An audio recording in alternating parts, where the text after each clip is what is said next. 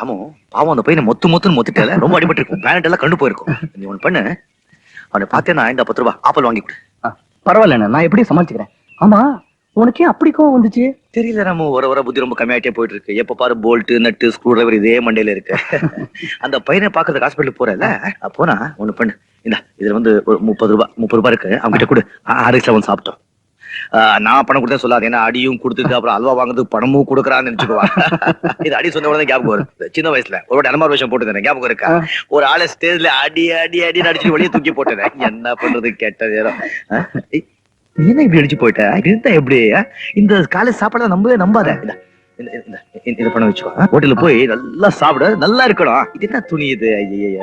இதை வச்சுக்கோ. நல்லா சூட்டு பேண்ட் தைச்சு ஹீரோ மாதிரி இருக்கணும். அவட்ட அந்த பையனை பார்த்த சொல்லு, தப்பா நினைச்சு கூடாது சொல்லு. நான் பாத்துக்கிறேன். உனக்கு பஸ்ஸுக்கு நேரமாச்சு. பஸ் நேரமாச்சு. நீ ஒண்ணு தப்பா நினைக்கல.